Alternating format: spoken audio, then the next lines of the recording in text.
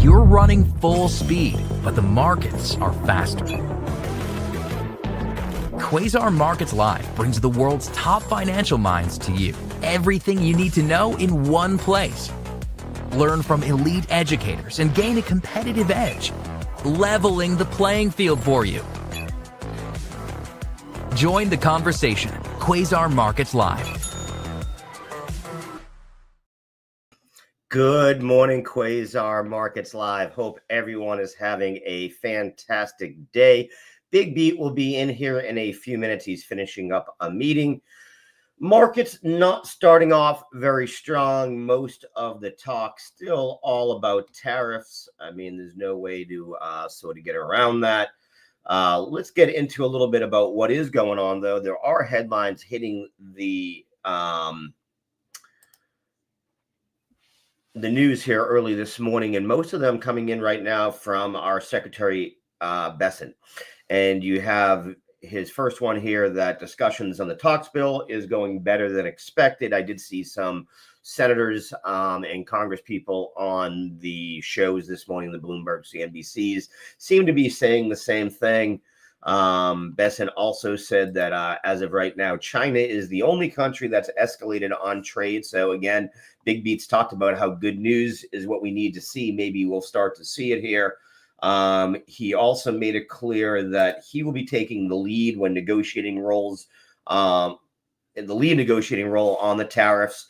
So, you know, it's starting to take some shape. Some things that I talked about that I wanted to see, right, were whether or not we could see who's taking the lead, what's going on. So it looks like Bessett's going to do that. He mentioned that, you know, basically DC is almost overwhelmed at this point as they have over 70 negotiations lined up. So good to see that. I also do see that the Fed's Kashkari is speaking right now, seems to be talking about inflation climbing.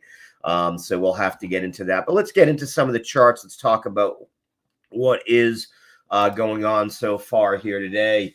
My biggest sort of takeaways, or the first things I'm going to start at, not some place that I normally necessarily start at, is here at the 10-year. And what we can see is the 10-year has really climbed since about 2 a.m.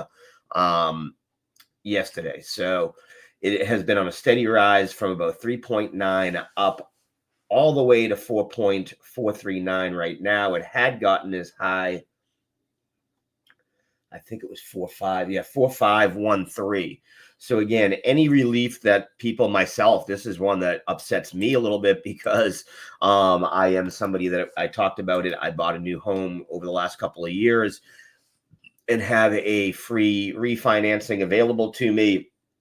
Was hoping to use it with it down in this 3.9 area, that maybe we could see mortgages come down and give me that thing. So it doesn't even look like that's happening.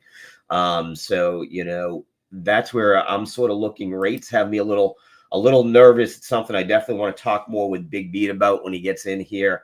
We'll also mention, you know, oil just continues to fall here.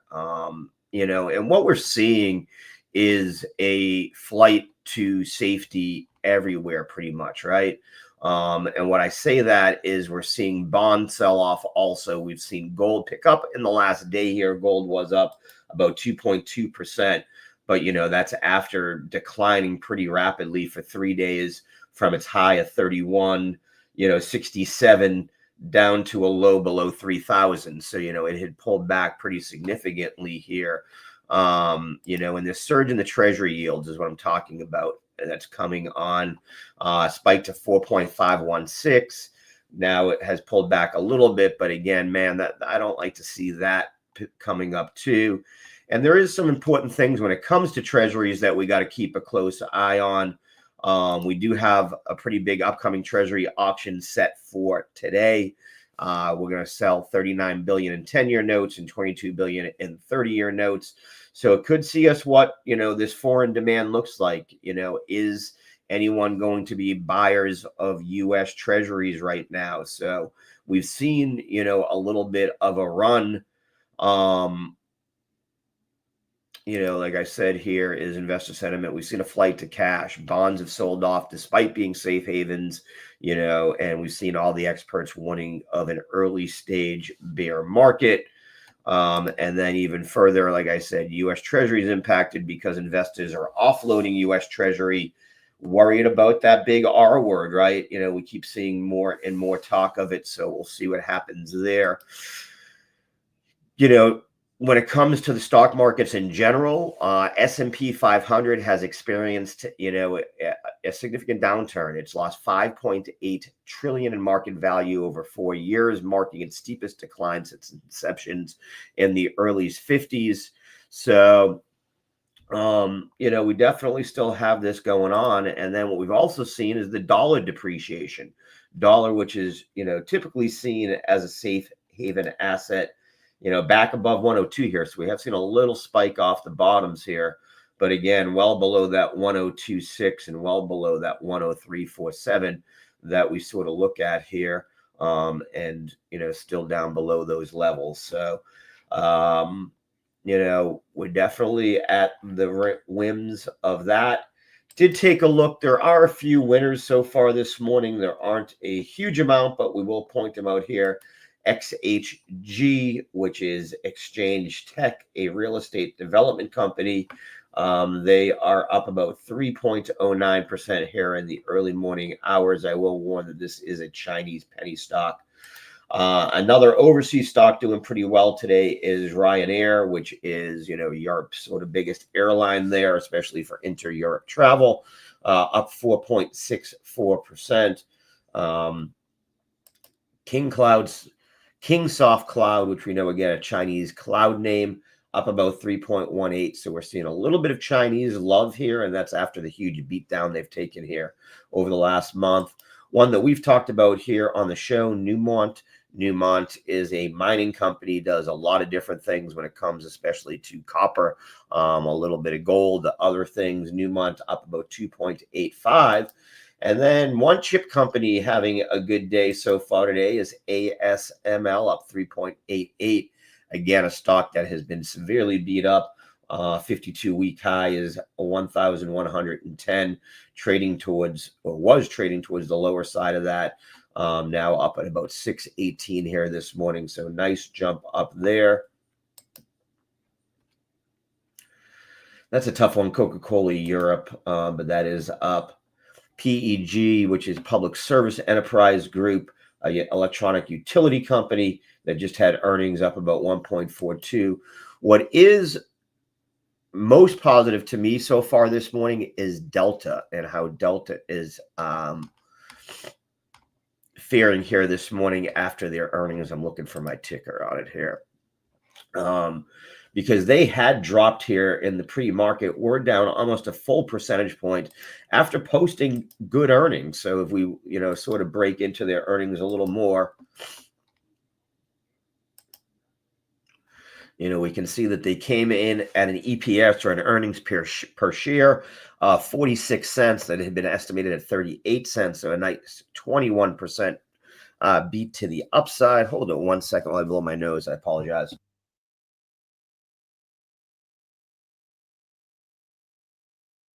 And I do apologize. I'm getting over a little bit of a cold here while I wasn't here yesterday. Family is all ill. And then also a nice small beat on top side revenue by about $2.5 million. But concerns, and let me pull off my notes here on Delta.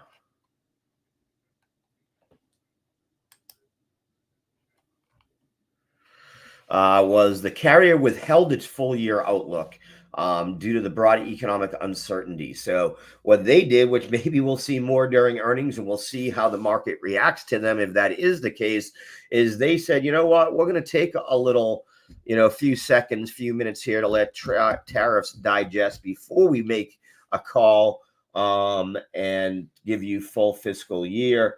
And that is the main headline here showing up on TradingView. Also is that, again, they pulled full year guidance, citing poor visibility. So, excuse me. Yeah, I mean that's so so some positivity here, up 1.73% after earnings. We do have other earnings today. Nothing that really caught my eye as a big one here. RELL, SVNDY, Simple, SMPL, NEOG. No real big names. Tomorrow we have CarMax is really the only big name on tap. And then when we get into Friday, will be a big day. Friday we will see a bunch of names that I'm interested in, especially the financials led by JP Morgan, Wells Fargo, Morgan Stanley, and Blackstone, all coming up there. What is sort of interesting also is in the laggards is Blackstone, or it was earlier today, down 1.23%. And you can see there's a lot more laggards than there are leaders when it comes into the markets today. So we are so far looking at a tick that is gone positive here. So maybe, and it does look, yeah, we're moving to the upside. So it does look like maybe what, Secretary Treasury Bessent is saying is moving the market up a little bit here nicely. We've seen a nice move up since about 840 here. We had been down at about 408 on the Qs, now back up around 414. Be nice to see us get back to that 416 level that we closed at yesterday. Yesterday, man, what a day yesterday was. I picked a day to be sick. And for the daughter actually to be much more sick, unfortunately. What a move up we made, and then a move down, and I will say it's something that I think is important to talk about. Is I said that during, I've pointed out that during a bear market, you see some really, rip your face off upward moves, but that they don't last a lot of times, until we get through, what I still think is a topsy-turvy time where we see consolidation at this levels that we're at. So you can see a day where you move from 400 to 440, 10% move to the upside before coming down, and we had finished almost flat on the day. So, be very nimble. It's great if you're a day trader. It sucks if you're a swing trader. It's very hard to swing trade right now. And for long-term investment, I do think it is a pretty good time, as I've talked about, to start, nibbling a little bit. If we look at, just to pick the Mag 7, it's the easiest to sort of look at. But no, you know what? Banks are coming up. Let's look at banks a little bit. I just mentioned that this week, JP Morgan, for instance, which is the largest U.S. bank by market cap. That's how I have this broken down. And if you take a look, it's a $606 billion company today. That's with it trading at currently 215. It was trading all the way up at 280 here just a few months ago, or even a month ago in February. So keep that in mind. Is, if you thought that you missed out on JP Morgan as it made its run from last, August up and through January, we are back at those levels. We're back at levels that it only broke here back last May, basically, for the first time. So is there some value here as we head into earnings? And again, we don't tell you what to, buy or things like that, but companies that I'm going to look at here is JP Morgan. And I might say to myself personally, the way I'm probably going to look at it is, I'll wait till we get closer to Friday to give you a final look at that. But as of right now, the way I'm positioning it is, I do think that it's going to be tough for their earnings to have good forward guidance. And unlike the other, like what we just saw with Delta, I don't think Jamie Dimon will back away from giving forward guidance. And as we get closer to that time, I will decide whether I think that forward guidance is going to buoy the market or tank the market. But JP Morgan would be one that I would be interested in. I know that Goldman Sachs was one of the bigger losers, down about 1.78 again here. And again, this is a stock that was just recently trading at $670, now down at $454. And again, levels that we saw in May of 2024. And if you go the other side, other ones that I like, and I've said this on the show a few times, Target, which is now trading at something like 10 or 11 times earnings, not a high flyer, but, a company, in my opinion, that does a pretty good job, that's had a tough time, but that will, will continue to make a recovery. And when they do, I want to be part of it. So am I buying it necessarily at 88.24? I don't know. But I might nibble if I wanted to own, let's just say for an easy round number, 100 shares of Target.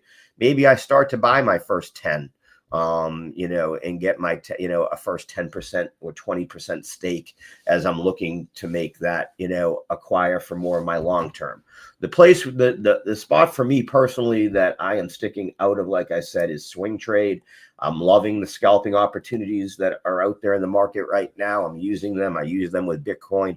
As you guys know, I bought pre-market the other day when it hit 75. I sold that at when it broke 80. Should have waited a little longer to 81, but I didn't. Sold it at 80, took that win, and now I'm actually looking at it, and it re-entered that trade again when it broke below 76 overnight. There, I had in a buy on it. I'm in it at a slight win right now. I didn't get it at the 74,588. Again, I got it at 75. I actually got it at 75, 200. In that right there, I had a limit order in. I thought that's where we would drop down to. It went a little lower than I thought, but I'm happy with my entry there. And I'll look again, any kind of quick move to the upside, and I'll look to get out. So, be nimble out there. We do have today coming up at 10 o'clock wholesale inventories. And I don't know if it's any more important now because so much has changed since the March FOMC meetings that, but the blue notes come out today. So that always is important. Tomorrow, we do have some information that I do think a little bit more important. We'll start to see initialist job claims again, and we see CPI for March. And those will be a little bit important. And then we also want to see what the budget report for March looks like. And then Friday we have PPI coming out, and the core PPI, and then consumer sentiment. Again, this is a rear view mirrors, so I'm not as interested in rear view mirror pictures right now. I more am interested in tweet analysis. What is the president saying? What is his cabinet saying? I'm looking right here. It says I'm seeing a lot about EU Commission and secures backing. Whoops, I just lost it here. Sorry. Fred Kaskari bars higher for cutting rates, even the economy and labor markets weaken. So that's an important one.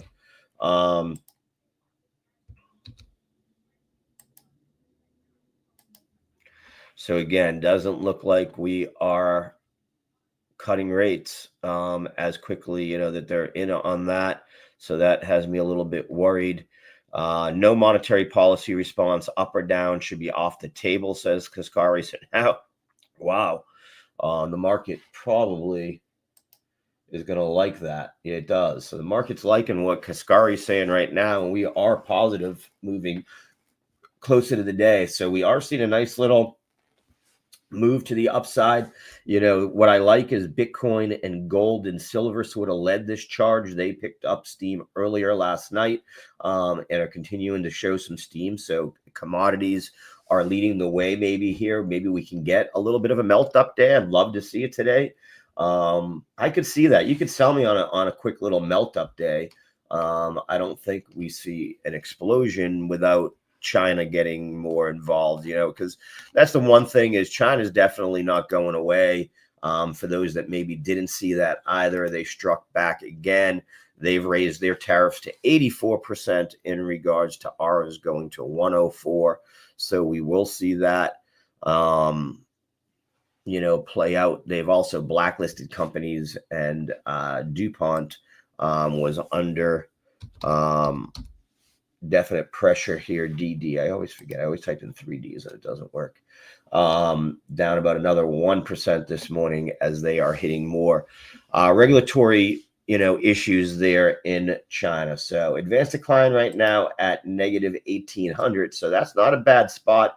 And it's come up from the lows, like I said, of almost down 2600. So we have been melting up nicely. Will that hold through the cash market? Open and through that, this is that first 20 minutes when those algorithms are really kicking in, have set the tone for us the last few days.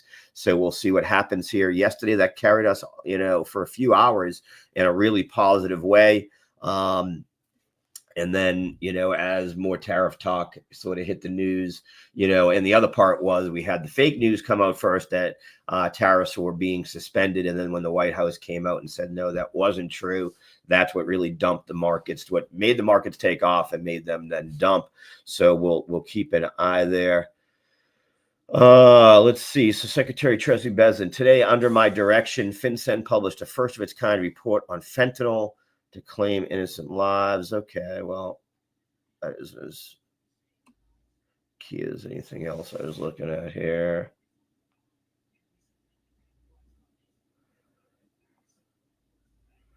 Germany's incoming Chancellor Merz. Trump has unleashed new turbulence in financial markets. We don't know where that leads.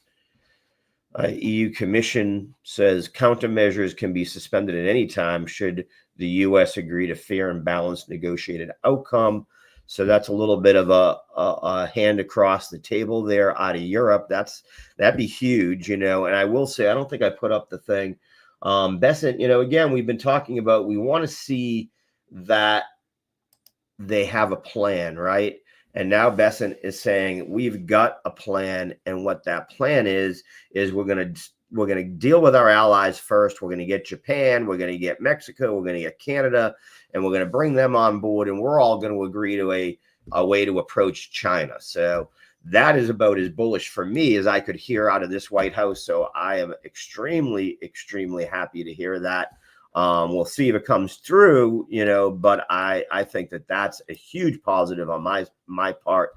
Walmart was another one that has been down today after their CFO came out, said the market is nervous, but the company is confident in its outlook. They were down. Sorry, when I'm here by myself, I go back and forth through some stuff. They were down about 1.6 in pre-market trading. And again, they just pointed to the fact that there's a lot of different outcomes that we could see here from the tariffs, as we can even see during this morning, and it definitely yesterday, and that would affect theirs. We'll mention that Microsoft is now, and actually I want to check this because these things change by the minute, and Apple's now up. So this might have changed. So Apple is a 2.59 trillion, 2.59. No, Microsoft is still larger. So Microsoft is the largest company or the most valuable public company again. Its declines have not been as severe as Apple and Nvidia's. This was when I put these lists together a couple of months ago. Nvidia was the largest by market cap, followed by Apple, and then Microsoft. Now Microsoft has surpassed it and is there. It doesn't really mean anything, just sort of one of those interesting notes that I like.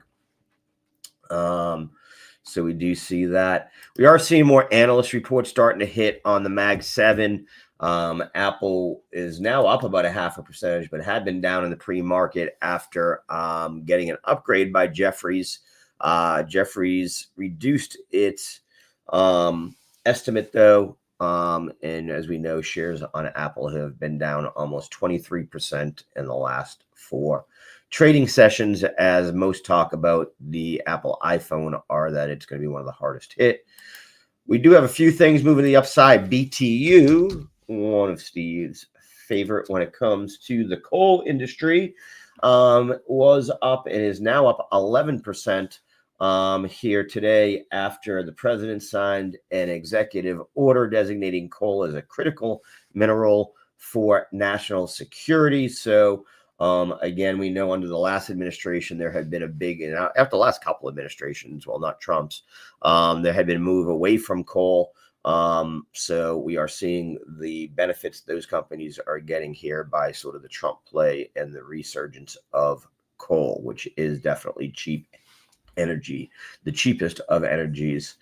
Some other companies that were under pressure today: Cal-Maine, one of the largest egg providers, huge company.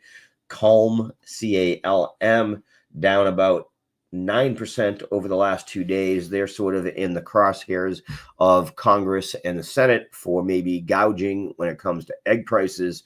So we'll see there what we get out of that. The DOJ is doing an investigation there, so a little bit, at stake for them. Other companies that are down significantly that I'm looking at in the pre-market here, maybe Robinhood down about another 1.8% here. So down at that 34.17, it's fallen below that zone that to me starts to make it an attractive for an acquisition of 35.78 here. So on any kind of pullback towards 30 here, I do think I might be interested in Hood for my longer term position. KKR was another one I was keeping an eye on here. Private equity company, investment managers. I kind of like that here. Again, it's in a spot where it consolidated throughout the early 2024 before it made its big move up.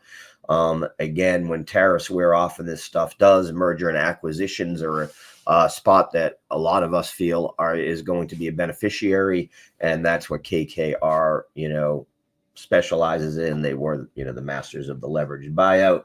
So those are some of the ones. SoFi also, another one I'm going to keep an eye on here, down about 1.58 today, although I will say on the short-term chart here, you can see a little bit of a double top, has me nervous there. And then, as I mentioned, another one that was down, although it's already starting to recover a little bit, is Blackstone, one of the large investment managers that's down here that is on my sort of radar maybe for some of the value names that I am interested in if we see a little bit more of a pullback, or as I start to put some cash to work. Crypto stocks, crypto market down in general. MicroStrategy making a little bit of a bounce back here, up about 1.88% in the pre-market, but that's after being down double digits yesterday, about 11.26% here. Most of the Bitcoin mining companies were down. Maro down 1.05% after being down again 6.57 yesterday. So again, some of those are in areas that I'm very interested in also. Especially Mara here is always one of my favorites. And I do think that they are in this zone here. I do think they've got more downside maybe if we have a little bit more weakness, or weakness stays. If Bitcoin's unable to regain 80 here and hold above 80, I do think that the Bitcoin mining stocks tend to, when Bitcoin trades sideways, they tend to get a little bit of a negative reaction. The same thing when Bitcoin's going up, they seem to get a almost exponential move to the upside. When those things happen, you can see their spikes are even bigger than Bitcoin's in a lot of different days. So what I like is the zone of consolidation that we saw in 2023, and again right at the end of 2023, and where we got support here again. This historically going back all the way to 2022 has been really a good spot, and even if we go back to 2020, was a spot of consolidation before the move up. So I do like that area here as a spot. If we get a little bit more of a pullback below 10 here, I do think Mara becomes interesting to me. So as I said, I do think we are in, a little bit of a quandary as we can see a true recovery come back quickly. But I'm not playing this for the quick play. These are more of my long term. I want to hold these for, 12 to 18 months at least. So we'll see from there how they play out from that. We are about 2 minutes from the open. Tick is still a little positive. Advanced decline, though, not really moving, right around that 1800 still.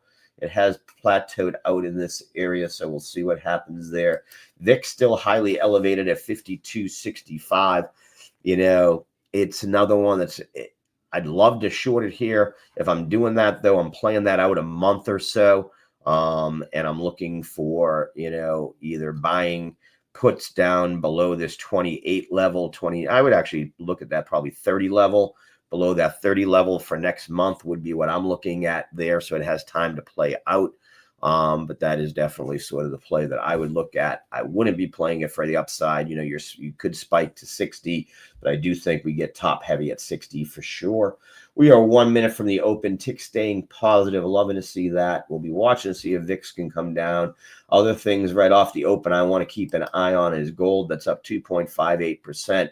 Does that see another swing to the upside? What do we get out of DXY? DXY was right at that 102 level or so. I don't know why I went to that one. It's on this one. We're right below that 102 level, so I'll be keeping an eye on that early here. Also, as we open up, And then Bitcoin at 76,777. So those are sort of the numbers, and we are open. Let's see. First, let's follow the cues. Advanced decline jumped to 3,000, so not too bad there. So we're negative 3,000. First ticks are slightly negative, but nothing out of the ordinary. I will say cues well above the VWAP, which could be a good sign for the algos. They might pick that up and continue to push this to the upside. So that's what I'm going to keep an eye on here. First thing this morning is, do we see that move to the upside on that? Qs are spiking a little bit here. SPY's now down about a 0.5 percentage point. The Dow does open down 81 basis points here, down at 37,330. So we did gap down here a little bit.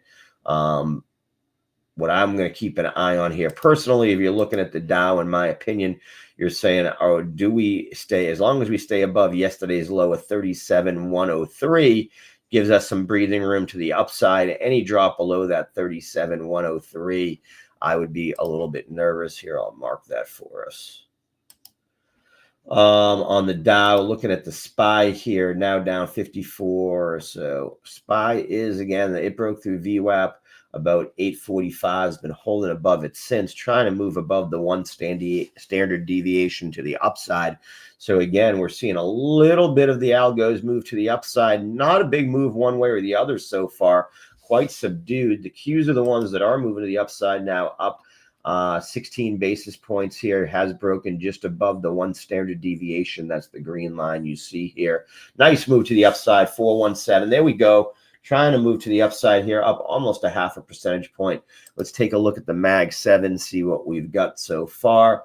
NVIDIA, nice winner, up 3.28% here, trying to break back above 100 at 99.34.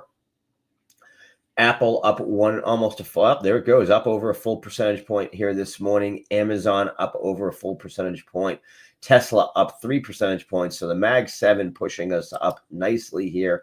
All of them moving to the upside outside of Netflix. Netflix at 869. You got to like that as a spot for an entry myself. Also, man, yeah, again, we don't tell you what to buy, but I do like Netflix here personally for my portfolio. Looking here at the tick, nicely staying positive, 150, 200. We've taken about 1,000 off of the advanced decline here, so I love to see that. Q's up 67 basis points here, made it to a high of 419.27. So that 419 area becomes the area we want to watch. You can see it yesterday morning. That was where we sort of maxed out here, so I'm going to mark that here on the short-term chart. Can we get above that 419.55? And yeah, you'd actually have to bring that up a little bit. I didn't see that. So we'd have to bring it up to about that 420. If we can break above that 420, you've got some pretty good room to the upside here. Let's see what happens, though. Not seeing an explosive move, anything. SPY, though, looks like it's trying to go positive so far. Move to the upside. Tick nicely at 200. Bitcoin 77,334. So nice little move to the upside. As I said, I did get in again just a little above 75. Anything above 78, I will put a stop loss in and start to manage that actively here. 77.4 so far. Gold 30.69, still moving to the upside, up almost 3% here today. So we are seeing gold also getting a little bit of love here this morning. So you're seeing just a little bit of buying across everything here in general. The Q's up 0.5 percentage point. VIX isn't moving, though, 52.65. It's not moving really at all. If anything, slid down a little bit, but since the cash open, really hasn't moved. So that has me a little bit still wary here. Grab a little bit of my coffee. We'll mention Ford was down significantly again this morning. Talked about the fact that 20% of its cars it sells in the U.S. And the tariffs on all imports are really going to be bad. Bitcoin not holding up, 77.2. It's fighting it out. VIX is dropping down, so I love seeing that. VIX down to 50.64. Tick is staying positive. We're at 130 here. Oh, tick just went negative. Advanced decline at that 23.13 level. And you can see how it climbed up here, but it is pulling back down. So we are seeing a little bit of selling here. Dow Jones down about 40 basis points, though. That's at the highs of the morning here of the cash market. So good to see that on the Dow. And SPY just moved positive here. So now we're seeing a little bit of buying happen on the SPY and on the Dow. Q's holding up about 40 basis points, but hasn't been able to break that 420 level yet. We'll keep an eye there. Bitcoin holding up pretty well. So far, I'm liking the way we're holding up in general.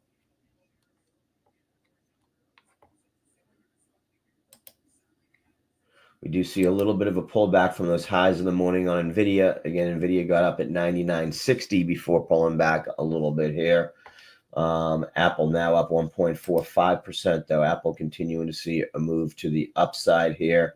High of the day, 175.96 there. So it tried to break to 176, unable to so far.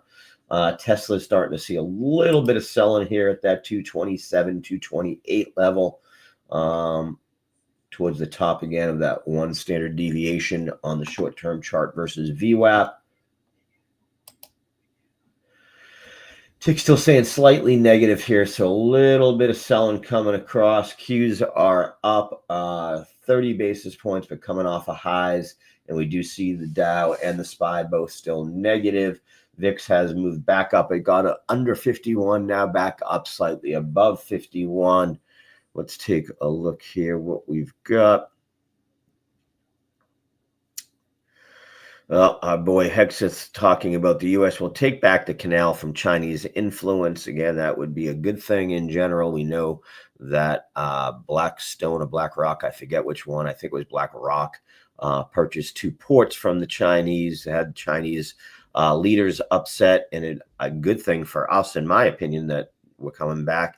I do see our man BigBeat coming back into the room here. Let's get him in here, talk about what's going on this morning. BigBeat, how you doing? I think you're muted, my friend.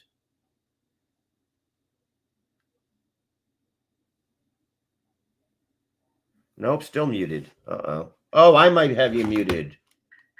No, I do not. Not on my side that I can see, Steve.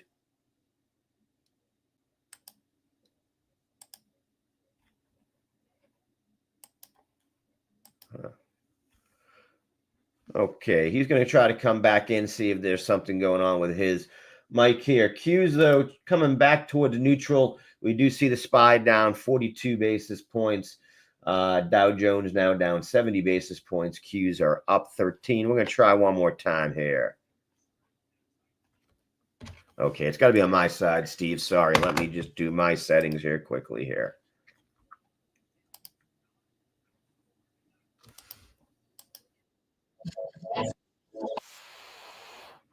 Steve, it is not on my side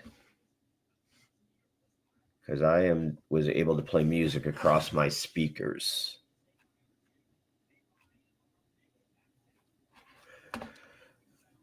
Steve's going to come all the way back in. Tick is nicely positive here, 500. So like to see that. Q's up 50 basis points. I'm going to bring in this chart again. So Q's trying to move up again. 420 is that sort of line in the sand I'm keeping an eye on here this morning. That we need to break through that 420 spot here to see a true move to the upside. That's the first part of resistance I'm keeping an eye on here, trying to break through it right now. Let's go, baby. Get above that 420 and we could see some breathing room here. I do hear you now, Steve, so you got to be here. I've been on like there you go, 3 meetings this morning, so I've been from Google Meet to Zoom. But hey, listen, it's exactly what we've been saying, Howard, that look, we need cooler heads to prevail in the White House, and we've heard that this morning from Scott Bassett. He said, look, I'm presenting a plan. Here's my plan. Look, I know the talking points of we got to take our medicine, all that nonsense has got to go away. The cooler heads are prevailing. I like this. I like the plan. Let's lower the temperature just a wee bit here. Let's present some real plans. And you're right. You said tax bills, China, all these things. Well, what I liked is exactly what you said, and I know you were muted, so you probably didn't hear me. Is that's exactly what I said. For the first time, it looks like someone's taking control. Someone has an idea of what we're going to do. Yes. And here it is. We're going to start with Canada, Mexico, Japan, our friends, and then we're going to go after China together. Now, I don't still maybe like that, but I'll take it. That's, again. I don't know that China's going to like that too much. But you know what I mean? Yeah, China won't like it for sure. And he made it clear that he's taking the lead negotiating role. And so, he is exactly. And that they have like 70 of them lined up. So I got all the headlines from him. Right. No, look, he's a cooler head. He's an economist himself.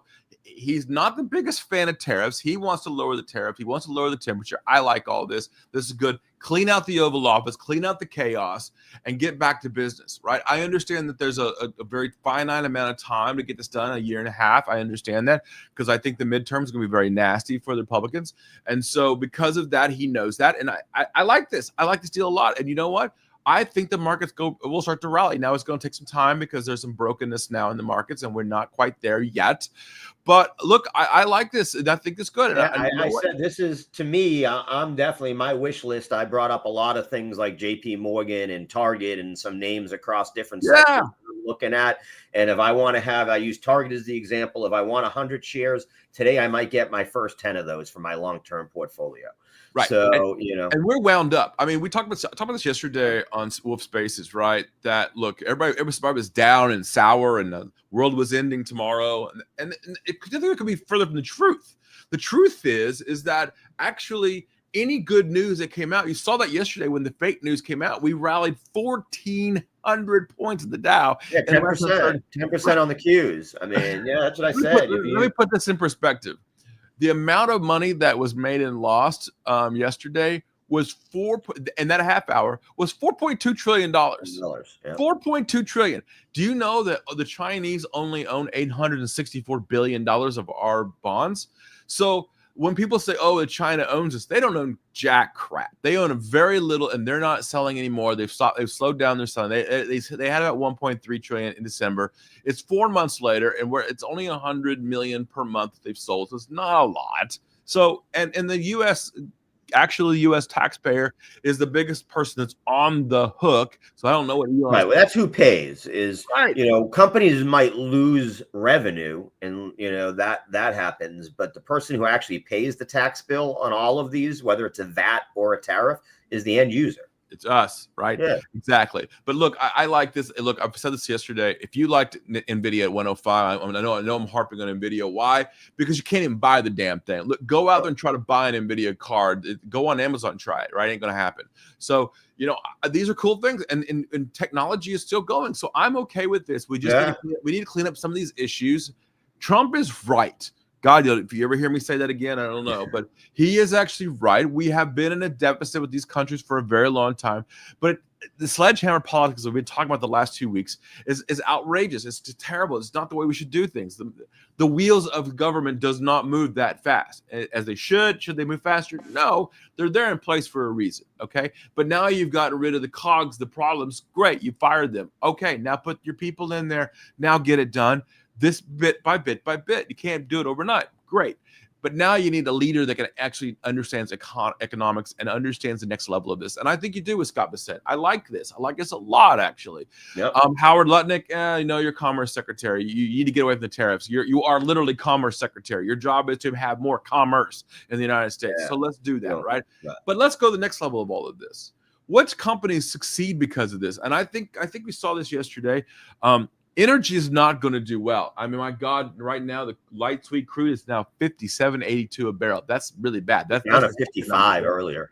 Yeah. So Trump came out yesterday and said, look, here's the companies that are going to do well. I support coal. All right. Well, we got it right here. BTU. We talked about one of your favorites, right? Peabody, the city I'm from. Yes, BTU, Peabody, Southern Illinois. So, and then you've got other companies that are smaller, but that's the big one, right? Okay, he told you what companies are going to. Newmont, which we talked about, right? Again, another one. Newmont. Look at that, up 4.1%. The Dow just went positive on the day, by the way. Yeah. The other thing that's great to me. So, Steve, here's my question I have for you. Delta up 6.35%. Earnings were great. What they did is they said, "Hey, we won't talk about the future." Do you think more CEOs are going to take that way out? 100%. I mean, I know Jamie Dimon won't. I said that yesterday. I said, listen, the problem we saw with the last earnings was very simple. It was great earnings. They blew earnings away, but guidance was terrible because they didn't know what the president was going to do. They've got a clear picture now, but it's not a good picture, right? They're really not sure if he's going to implement them. Is he going to implement them? Is he going to have a tweet from the toilet? We don't know, right? But what we do know is that business travel is down, but it's not down so much that Delta is getting slammed. Okay, we're not going to talk about the future just yet. We're not going to give you guidance for the rest of the year. That's what they said, right? So if that's the case, then now let's get back to business of business. And I think that's right. And so that's why I think these stocks have been beaten up. I heard a lot of people saying, oh, well, a 25 PE is still high. Not really. Because not for certain companies. Yeah, no. You can find stuff like Target at 10. Target at 10, CVS, Walgreens. I still went to Walgreens. That's what I mean. These companies, look, don't only look at the Mag 7. We say it a lot because let's face it, Netflix isn't hurt by the tariff. There's no tariffs Steve, on. Will you listen to me this morning? I don't know. I said Netflix 865. I mean, come on. You know, this is where it was when you called for it to go to 1,000. And it's going to go right back to 1,000. I think you see Doug Millen right now, the CEO of Walmart, on TV right now on CNBC. I'm telling you right now, Walmart's another one, right? They're going to talk about the next level of all of this, and we're going to go higher. So I called a bottom not too long ago, right? We all know that. And guess what? We touched it again and again, and I get it. We tapped it again, and we went a little bit below it. I'm not saying that that's the exact number. That's where it's all at. I am calling a bottom. I'm saying that's the bottom. I think this is it. The capitulations happened not once now, but twice. Cooler heads are prevailing. I'm not telling you to go throw your grandma's money into this. I'm telling you to start nibbling, start buying, and start investing. I'm not telling you what to do. Right. I'm telling you what I'm doing, and I have not stopped. For those of you who know, I'm in NVIDIA. I'm averaging at 105. So look, we hit that yesterday. We bounced off because of another tweet that came out. I get all that. I don't care. I'm still long. I'm staying proud long. Nothing's changed, and I think we go right back up. And look. There's a little bit of brokenness in it. We saw some of the firms downgrade some firms based on these tariffs. I get it. And I understand. And Navarro said, look, I'd rather have rubber tires made in Akron than but those rubber tires in Akron are going to add another $500,000, $600,000 to your car. And yet no one's willing to pay, right? Your new car that got built in Tennessee with new tariffs is going to now gone up by about $3,000. I think the average, that they figured it out.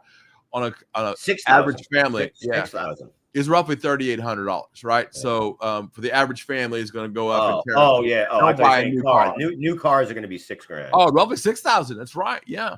And guess what? On top of that, 4.35 now in the 10-year. So your rates just went up. So not only you're adding money, so you're hitting all the things that I talked about this morning, because I said, I at least one thing that was a benefit for me personally was that refinance already out the table.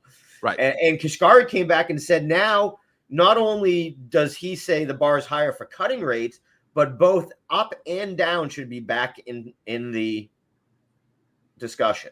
Well, I'm a little concerned. I mean, there is some talk that this closed door meeting today, that if they start talking about cutting in this meeting and they come out saying that they talked about cutting in the meeting, then they think recessions here and coming are already here.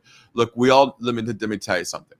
When you think you're in a recession, you're coming out of it, right? By the time that you feel like you're in a recession, and by the time that they call it a recession, technically, you're for the most part coming out of it. I posted yesterday or 2 days ago the 50 different versions of the last 50 recessions, right?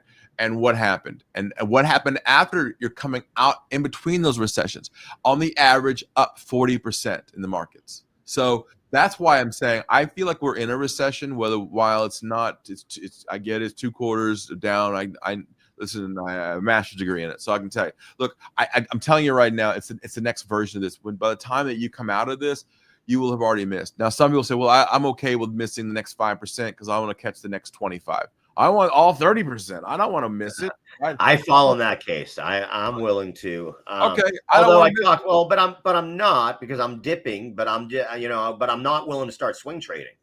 Yes, but you know what? The minute that the good news came out the other day, we swang 4% in less than 30 minutes. 10% on the Qs. Yeah. I would have caught. In other words, that would have worked for me because I would have missed the first 2 or 3, and I would have taken 7 and been happy.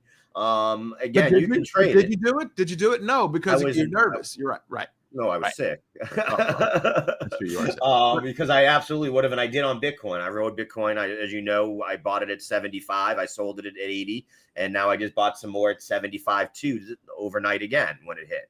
Yeah. So I'm being quick and nimble and setting mine in already. It's already set into the system.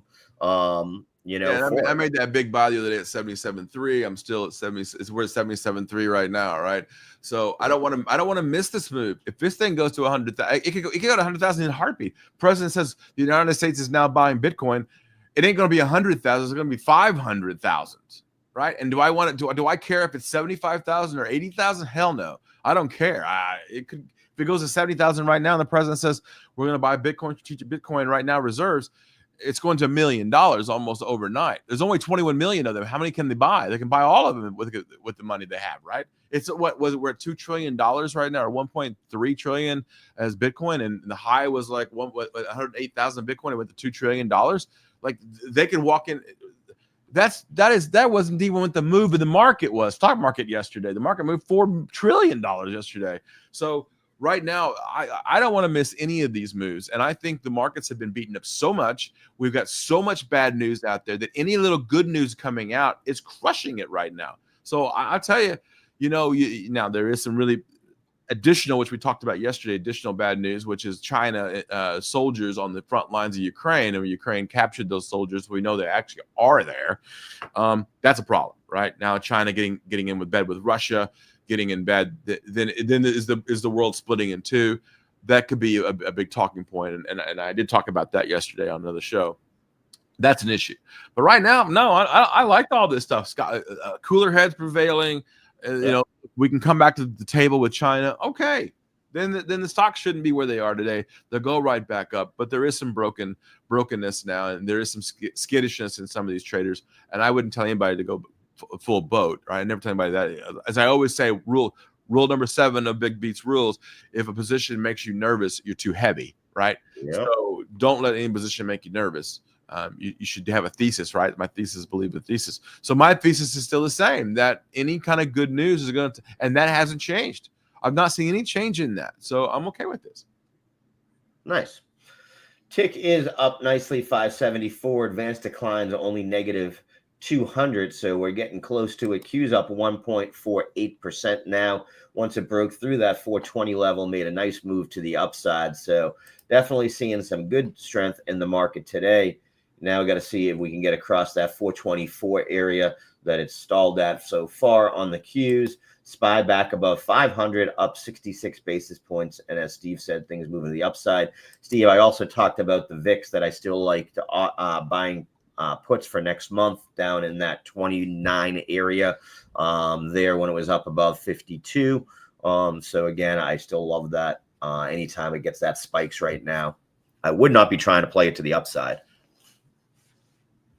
No, but nothing should be played anyway at full bore, right? It should be in a situation where if you like something, nibble on it, start buying, and dollar cost averaging. I mean, it's DCA, pound that into your head, right? Everything that I do, even if I love something a lot, I still don't buy full boat, right? I still lever it in and I lever out. Everybody knows that. I think if you don't know that, that's BigBeat trading. Lever in and lever out. That means if you like something, buy something, but buy 10% of it.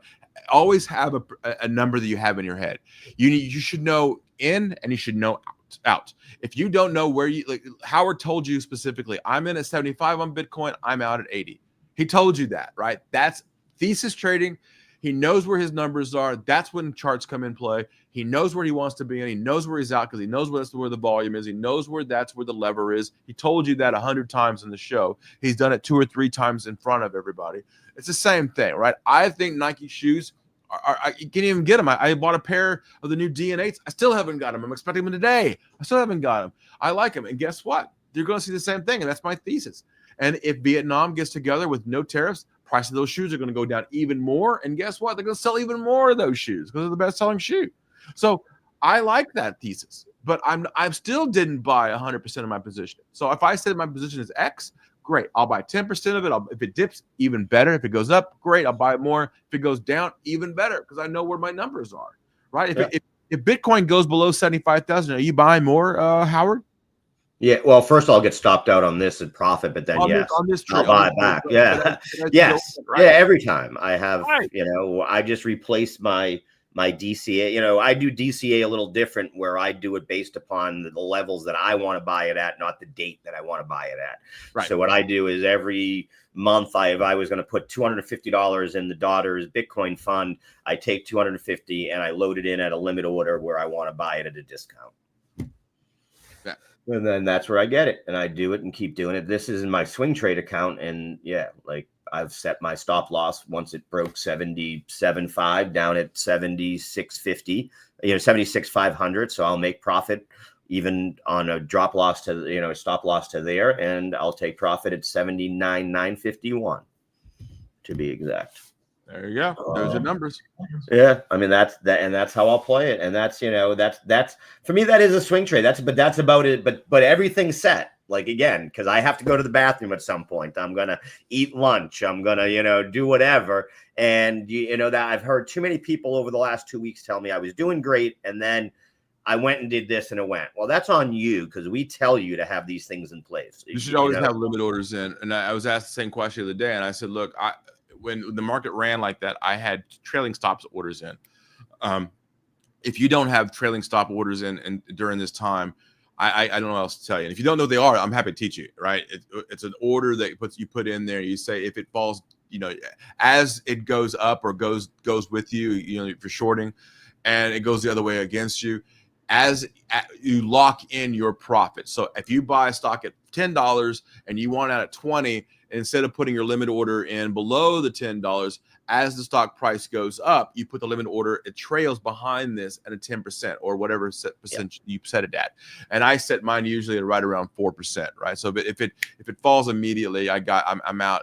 But I've locked in my profit, so I don't have to worry if the position goes sky high, great. It's trailing with it, right? That's what I want to do. I want to trail with the actual, but if it falls, then so in other words, you're out and you can reset. You can do it again. Right. There's no reason you can't buy it back 5 minutes later, especially for me when it comes to Bitcoin. There are no daily trading rules. That's why crypto is great, and rinse and repeat. And imagine how much crypto will get traded when Trump, if he actually takes the taxes off of crypto, like you said. If he takes taxes off crypto, if he even talks about it, Bitcoin's going to go to 100,000. Right, and that's where you want to own Coinbase and Robinhood and those places, because trading will explode. And MSTR have no more costs to them buying these things. So there's a whole level of stocks that will go through the roof on that. Yeah, no, I love this 97.6 right now on Bitcoin, and look at the VIX dropping right now. The VIX itself, the VXX, is dropping now 84.58. It has not gone up this high, but only a few times. Folks, if you really think the world is ending, okay, keep buying the VIX. That's just silly. When the VIX is this high, I short it because that's what I said. Yeah. I use the VIX personally, for it, but they're both kind of the same. VIX and when people were asking back in the day about TVIX, it was a broken instrument. I said no to that, right? The VIX and the VXX sometimes can't keep up, right? So that's why you see these weird... People don't understand too that they are a forward-looking, as opposed to the way our government does things. These are forward-looking futures of the volatility over the next 30 days. That's right. Right. The average volatility. What you think is going to happen the next 30 days, and you think the next 30 days the world's going to fall apart, then you buy the VIX. But we also buy it as Scott Bauer would always say, insurance, right? And that's what it's normally for. I'm buying reverse insurance on it right now. Like I said, I'm buying puts for it for next month because the volatility is just too elevated, and it's not like I own it and have to wait for it. And if that's the case, you can sell calls against it, and that's a much better way, because people will have to pick those up much faster. Yeah, okay. So look, everything is spot gold 30.75, right back up 30.45 on silver. Look, I know there was some profit taking. I still think we're going to $43 on silver, because I think there's a lot of uses for it. But the selling on silver was a little overdone for me, I think, in a lot of ways. But I still sitting on my desk. I haven't changed anything, right? I'm still sitting in my accounts. I don't change anything on that. My thesis hasn't changed. Yes, the price come down, but Howard and I were buying silver at $15, $16, $17, $18, $19 an ounce. Back then, we didn't even know, right? And that was dollar cost averaging, right? Because we did that because we thought silver would go up. And every time it dip, I'd buy a little more, and I'd buy a little more, and dip, I'd buy more. Why? Because I wasn't thinking about silver at 17 and 15. I didn't care. I didn't care if it went to $10 because I thought it was going to go to 30, and it did. I thought it was going to go to 40, and it's going to go. So that's what I'm talking about when I say, look, what are you investing for? It's not just about trading every single day. I trade every single day too. Not a day has not gone by in 34 years that I have not put a trade on. And got one on now, but there goes Nvidia highs the day here again. We're going to go put right back up. I like this. Ticks up 1,000 here, so we're definitely flying. 1,100 now, 1,200 now. Yep, definitely seeing it here. Everything's in the positive now. Dow's up 300, S&P's up 60, Nasdaq's up 300. And yesterday, everybody thought the world was going to end yesterday. And it didn't. About this time yesterday, everybody thought the world was going straight up, so it was. Yes. Well, nice move up by Delta Airlines, but it didn't. If you remember, yesterday it sell off, right? Oh yeah, it sold off. Well, that's because it went on. Today it's on True News that came straight from Besant, right. Versus fake news that was. And your charts didn't mean anything yesterday or this morning when Besant said that. News always trumps your charts, and I mentioned that yesterday on several shows that look, your charts are worthless right now. And you can, as I've been saying, pearl clutch your charts all you want, but they're not really giving you real numbers because, quite frankly, it's not where the volume is. And the algos don't care where the numbers are right now. They're literally teeing off of tweets. I just had that chat with several 78,002 now on Bitcoin. I just had that chat with several Wall Streeters saying the same thing. Steve, you're right. We're not really using numbers. We're using tweets now as our move for algos. And I'm like, yes. When do you pull that off? Well, when the tweets stop. Okay, so 4 years from now. So look, I get all that, right? And that sucks because I love charting more than probably anybody I know. Because I'm a math guy, but that's just the way it is right now. And we need to play the game as it is in front of us, not what we think it is. I love this stuff. Look, almost $11 now on Nvidia. So yesterday about roughly 101 now. So up about 5% here. I think we go higher. I don't see anything stopping this. These numbers are telling me everything that goes to the higher the level. Light sweet crude 57.50. At what point do we say that, right? You got Rick Santelli now coming on. I'm sure he's going to bring us the 10-year now sitting at 4.372%, right? These numbers 101.18. What did I just say? I think we'll go higher, and here we just popped up again. So I'm seeing this. I like this. I like what we're seeing. Nothing here is stopping me. Look, it may go down again on some tweet. And I don't know. Scott Besant says something dumb. I don't think so. He's a cooler head. He's very, very good at what he does. Wholesale inventory is coming in at 0.3%.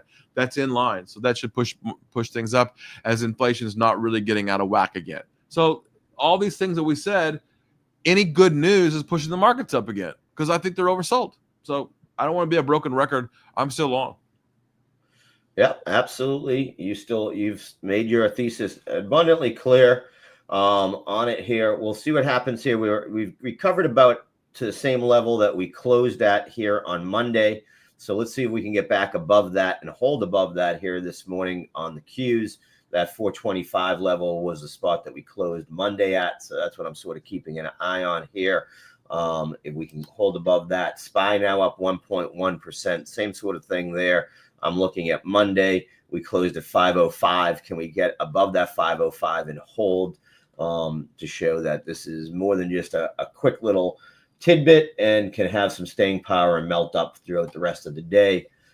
There, nice move up by Crowd, CRWD up 3.74%, Carvana up 4.83%. Delta is off those highs of the day here, so we are seeing a little bit of selling against that so far.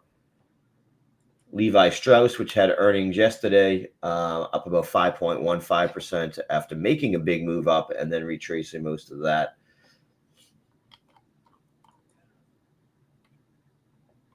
DXY has regained that 102 level, so good to see that was back below 102 here overnight. So we do see the King Dollar starting to raise a little bit here.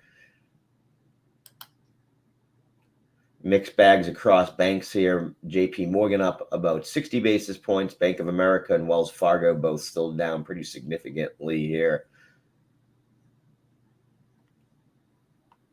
Seen a little bit of a move up by the Japanese trading houses, MUFG, SMFG also. Chips are the big winner so far today. NVIDIA up 4%, ASML up 4%, AMD up almost 5% here. So nice big day, big green day by the chips. NVIDIA back above 100 here. You got to love that. MSTR with a nice move to the upside here. Again, regaining about half of yesterday's losses, up 6.41%.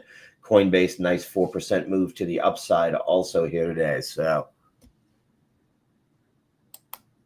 yeah, if you guys haven't gotten it yet, I would highly suggest the new newsletter from, if you can, show them on the website, Howard, how to subscribe to the new newsletter. It is all AI'd. It is way better than anything out there right now. We spent good time on this new newsletter for you, and I think you'd be very proud of what we got. This newsletter is all AI'd. It's got the news that's prevalent and not just what we want to send to you.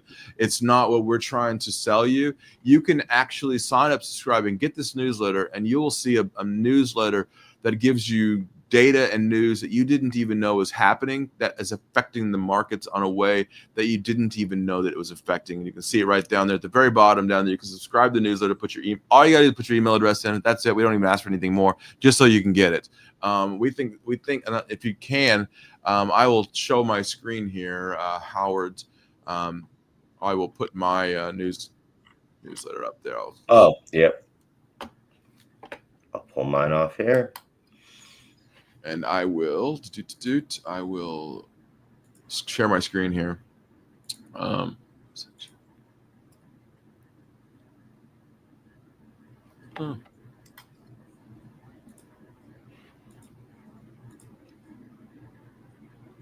I said that. I said that. I gotta pull that up. There we go. Hopefully you can see this screen now. Look, AI-powered research. There it is. Top movers for today. These are the big movers with volume and all kinds of AI things around it. What trending keywords you would have known this morning? The Delta Airlines and Trump's tariffs and Train Technologies. Probably didn't even talk about Train today because of all of the things around that. Morgan Stanley talked about their interest rate forecasts. B-2 bombers. That's right. We got B-2 bombers in the news. You would have known that a few days ago that I talked about on the show, but now it's hitting all the news. We knew about it days. We know about Max Verstappen and Ferrari, all these news. Look at the news. We know, and all those news and sports. We got sports in here. Weather alerts, including earthquakes and volcanoes. We've also done all the videos that you've seen or we are showing are now in our system. So all of these things that we have built now are in the newsletter. So if you haven't done it yet, Howard showed you, go to our website, quasarmarkets.com, and sign up for that newsletter right at the bottom, and you should have it right there. And Howard, you can go ahead and put back on the other one. So again, you sign up right at the website here at the very bottom. All you do is put in your email. It is free. There, I will mention also, keep in mind, quasarmarkets.com you get a free membership. You get a free version here. Sign up, you get these widgets you see in front of you. Most of these are free widgets here that I put on for us to see. You've got your heat maps right here. I can take a look and see from currencies, equities, and ETFs what's moving up and down. Remember, these are all clickable. So if I want to see and say, okay, I see the energy sector looks like it's really getting hit here. Let me click on that. And then, man, what's going on with Exxon? I can quickly just click on Exxon. It takes you directly to TradingView's website here, and you go right to the Exxon TradingView site where you can get its chart, you can get its financial, its news, its ideas, discussions, all of that right at the tip of your hands. Again, I used to keep this stuff over 6, 7 screens. Now I have it on one screen right here in front of me. For those of you that like to trade off of halts, right here on the left, I have the trade halt. You can see at 10:07. 2 minutes ago, ICCT halted. You can see at 10:06:58, DXF did. Again, are you one of those momentum traders looking to follow the penny stocks? You got your U.S. market movers here. You got VERO up 237.1% so far this morning. SGN up 198.41%. PHIO up 82.15. Do you trade based on Twitter? Well, here's your Twitter news right here. What do I see? My girl Elizabeth Warren here, talking about tariffs. European Trade Commission, Trump has frozen $1 billion in federal funding for Cornell. So, everything right here in front of you. Or are you a social media trader like I am? Do you look at StockTwits? Look at this right here. You've got everything coming out of StockTwits. What are they talking about? They're talking about the SPY. They're talking about the Jets Global ETF. They're talking about my favorite MSTR and MSTU. Squeeze them. I love it. Then what else do you have? Quasar Institutionals news. This is the one that I love because I see all the stuff that comes off when it comes in regards to earnings reports. There aren't a ton today, so it's not as much here. But this is looking at the hot stocks, what's happening today, why is it going on? We talked about Delta Airlines. I can see what's happening there. The gold miners, we've talked about that here. Everything right here in front of you. I've got Saturn news and Pluto news, which are industry-based news. I've also got all of the latest economic data from around the globe, not only in the U.S., what's going on with mortgages, what's happening with the interest rate over in New Zealand right now. What's the EU doing with retail sales? So all these numbers are due out today. So, again, these are all things you get out of Quasar Markets. Yep. Okay, Howard, it's 10 o'clock. I think we also a little over 10 o'clock. Yeah, we are. We'll take it out of here. Unfortunately, Mr. Flanagan had an engagement he had to go to today, so he is not in.